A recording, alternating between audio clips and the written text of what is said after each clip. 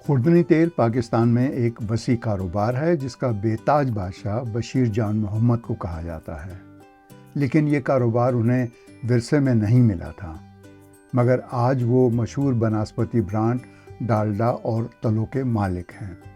اس کامیابی میں جہاں ان کی ذہانت اور اخلاقیات نے کردار ادا کیا ہے، وہیں ایک با اثر شخصیت سے اتفاقیہ ملاقات کا بھی بڑا حصہ ہے۔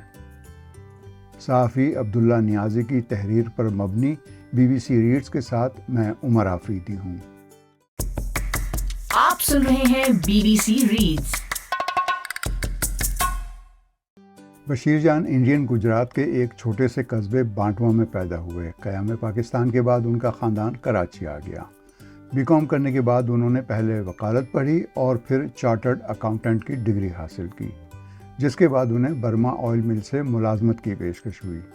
بشیر جان کہتے ہیں کہ ان کے والد چاہتے تھے کہ وہ وکالت کریں، مگر انہوں نے نوکری کو ترجیح دی۔ دوران ملازمت ہی انہیں پام آئل کے کاروبار میں دلچسپی پیدا ہوئی۔ ان کے مطابق انڈونیشیا اور ملیشیا ایسی منڈیاں تھیں جہاں سے سستا پام آئل درآمد کر کے اس کو ریفائن کیا جا سکتا تھا۔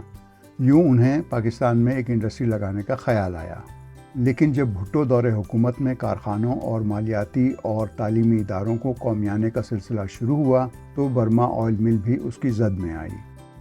سن 1974 میں بشیر جان نے ملیشیا جانے کا فیصلہ کیا، جہاں انہوں نے Malaysia federal land development authority سے ملاقات کی درخواست کی۔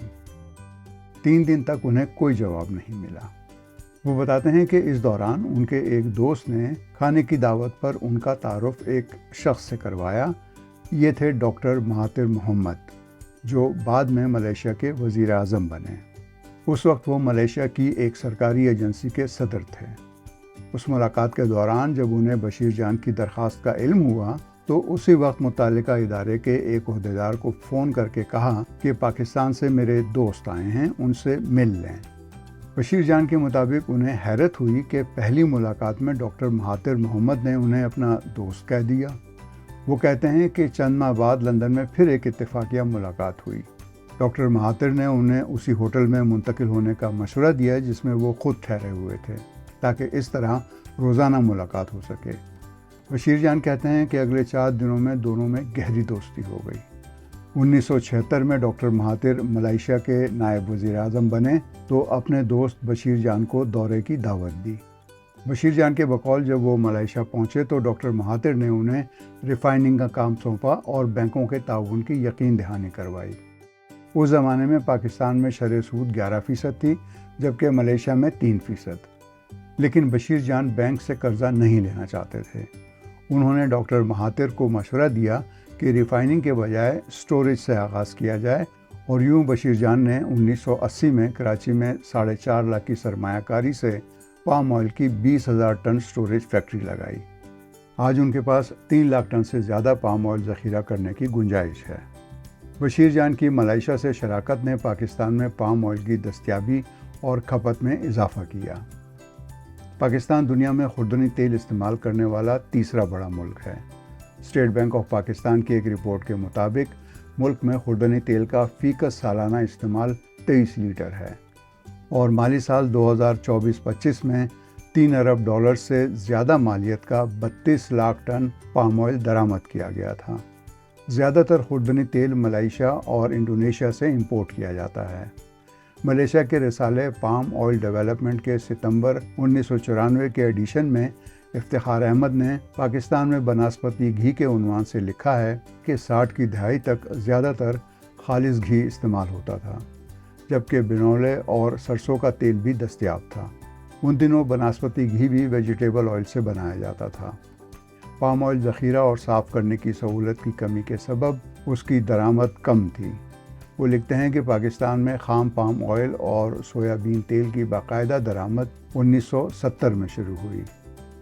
افتخار احمد لکھتے ہیں کہ سٹوریج سہولت میسر ہونے کے بعد پاکستان میں خوردنی تیل کی انڈسٹری نے پام آئل کو اپنانا شروع کر دیا، اور 1995 تک بناسپتی گھی میں پام آئل کی مقدار 5 تا 15% سے بڑھ کر 80% سے زیادہ ہو چکی تھی۔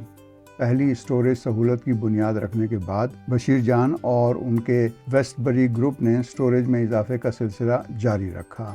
इस ग्रुप का लैंडमार्क प्रोजेक्ट था मापाक एडिबल ऑयल, जिसका नाम पाकिस्तान और मलेशिया के नामों का मजमूआ था। आज भी ये एक जॉइंट वेंचर है और बशीर जान के मुताबिक हर साल 30 से 40% रॉयल्टी मलेशिया भेजी जाती है। बर्र-ए-सग़ीर में खुर्दनी तेल की इंपोर्ट 1931 में शुरू हुई, जब मशहूर दादा ख़ानदान ने बनास्पति मैन्युफैक्चरिंग कंपनी की बुनियाद रखी। हुआ ये कि नीदरलैंड में यूनी नामी माजरीन कंपनी ने एक ऐसा नबाताती तेल ईजाद किया जो घी जैसा था। बनास्पति मैन्युफैक्चरिंग कंपनी ने देसी घी के मुकाबले में इस तेल को दरामद किया और दादा बनास्पति घी के नाम से बेचना शुरू किया। ये निस्बतन सस्ता था। यूनी मार्जरीन पाम ऑयल से बनाती थी और बरतानवी कंपनी लीवर ब्रदर्स साबुन बनाने में पाम ऑयल इस्तेमाल करती थी। यूं ये तेल यूनिलीवर के नाम से दो बड़ी यूरोपीय कंपनियों के इंज़माम का बायस बना।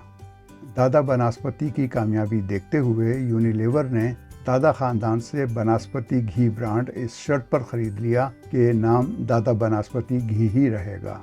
कासिम दादा ने अपनी आपबीती ए रैम्बल थ्रू लाइफ में लिखा है कि यूनिलीवर ने सिर्फ एक दरख्वास्त की कि लीवर ब्रदर्स की निशानदही के लिए दादा बनास्पति अपने नाम में अंग्रेज़ी ज़बान का हर्फ एल शामिल कर दे। यूं दादा बनास्पति घी दालदा बनास्पति घी बन गया, जिसे अंग्रेज़ी में दाल की आवाज़ न होने ने दालदा से डालडा बना दिया। बर्र-ए-सग़ीर के बंटवारे में यूनिलीवर भी दो कंपनियों में बंट गई और डालडा की फ़रोख्त दोनों ने जारी रखी। सन 2003 में यूनिलीवर ने इंडिया और पाकिस्तान में डालडा ब्रांड को बेचने का फैसला किया। बशीर जान के मुताबिक उन्हें अंदाज़ा था कि एक दिन यूनिलीवर डालडा को बेचेगा, क्योंकि खुर्दनी तेल में मुनाफे का मार्जिन 3 से 4% होता है, जबकि यूनिलीवर की बाकी मसनूआत जैसे साबुन और शैम्पू में 30 से 40% तक का मार्जिन होता है। 2004 में डालडा ब्रांड वेस्टबरी ग्रुप का हिस्सा बन गया। बशीर जान के मुताबिक डालडा ब्रांड की मिल्कियत उनका देरीना ख्वाब था। 2008 में तलो ब्रांड भी बशीर जान के ग्रुप ने ख़रीद लिया। तलो की शुरुआत 1953 में पाकिस्तान की मशहूर कारोबारी शख्सियत सैयद वाजिद अली ने लाहौर में की थी। बशीर जान की कामयाबी का राज क्या है? उनके जानने वाले कहते हैं कि कारोबार में जो बात तय हो गई वो उससे पीछे नहीं हटते, चाहे इसमें नफ़ा हो या नुकसान, और ये कि वो साफ गो वाक़े हुए हैं, यानी दिल में जो होता है वही मुंह से कह देते हैं और साफ साफ कह देते हैं।